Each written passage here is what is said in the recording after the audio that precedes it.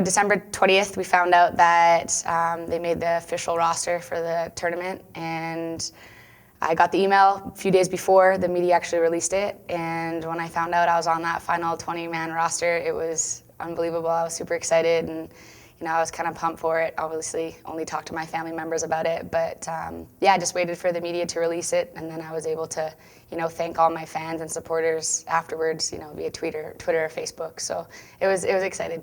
It's kind of hard coming in because I was obviously at school. They had the Pat Ams, and they had a fantastic run there. I mean, gold medal at the Pan American Games. So I was super proud of those girls out there. And then I just got into camp as soon as season ended here. I got into Arizona camp. And it was great. I got my first international goal against Sweden, so that kind of started to make a statement, and I was proud to be out there again. And got back into the next camp in California, did well in that camp, started preparing, and then it was just kind of like all or nothing. Just go out these last 2 camps and then see what happens. It's been special. I think trying to come in as one of the younger players and make an impact, it's hard. You have a lot of veterans up top and in your positions and stuff, but I look up to them. So I think coming in and being able to score a goal against Sweden, and then getting that first start against Cuba for Canada was unreal. I think you put a lot of hard work in the last year being a part of this team, and finally it pays off, and you get that chance to be able to go out and improve yourself and be out there. Our first qualifying game, I think it was one of those things when you just walk in the locker room, and we actually got to have the BC Lions locker room. So when you get in there and you see everyone's jersey laid out and your number 20 up there folded nicely in this locker, it was pretty special. I got that jersey on, and I was just so proud to be out there playing for my country. It's just like a special moment to be in there with your team members, and just as soon as you walked out for a warm-up or whatnot, and it was just such an amazing feeling. The first FIFA official match, starting against Cuba, it was great. We were under the tunnel, being ready to walk out, obviously in numbered order. So I was kind of at the very end, walking out. You see a million people, screaming out Canada and cheering, and then the song comes on, and you walk out to the FIFA anthem. And your bench players are looking at you, clapping, saying, "We're so happy for you, come out." And we all line up, and I think that's kind of when it hit me as soon as the anthem started, and just singing "Oh Canada" loud and proud. It was just that feeling where you're just like, I can't believe I'm here. All this hard work pays off, and I'm so proud to be wearing red and white at that moment, seeing my family and friends up in the stands. I mean, after the fact, my mom even told me she was bawling her eyes out. So it was a special moment for sure, starting against Cuba, being able to get in that team huddle and get fired up for the kickoff. The first few days was definitely, opening up with a lot of media. We had a bunch of press conferences and interviews and pictures and things like that. So that was kind of exciting just to get those jitters out of the way earlier than better.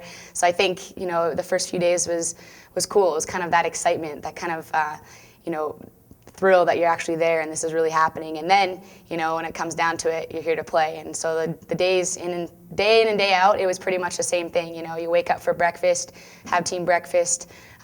Usually we do our Starbucks run, like I said in the vlogs. Then we just had downtime and grow time to be able to, prepare for that game that evening or even that practice in the afternoon. So just hung out with your team members and, watched film, did some game studies.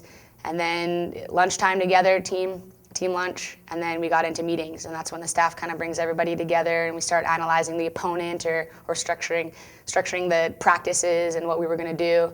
And then in the afternoon, whether it was practice or games, we just got ready. Everyone got their treatments in, got taped, and we were on the bus over to BC Place. Christine Sinclair is, if not the best, one of the best forwards playing up top these days. And being able to play with Christine was a surreal feeling. She was definitely one of my idols growing up, and being able to go out there and play with her for Canada is an amazing feeling. 173 days till the first kickoff, and the next 6 months are going to be unreal. We're definitely training to be an Olympian, and right now it's a crucial time of my life to be able to make sure I'm competing at that level and be able to get in there and play at the Olympics. So right now, I'm obviously school's okay with missing classes and the term, so I'm definitely dedicated to training off and on the field for sure in preparation. The team has a lot of events coming up. We leave again for the Cyprus Cup in Cyprus, and then we just got camps in and out the next 6 months around the world, so we'll be preparing very strongly, I guess. I couldn't do it without you guys. Beaver Nation, the state of Oregon, my hometown, everyone that have been a true fan. I thank every single one of you guys. I can't do it without you. The love and the support people have had on my Twitter, on my Facebook, every single day waking up to somebody proud of me or, giving me a shout out about it, it really means something to me. And I'm going out there and doing it for every single one of you guys. So I'm proud to still be a Beaver. I'm not gone yet. So I'm definitely out there, playing as a Beaver, but proud to play for my nation, and I love the support.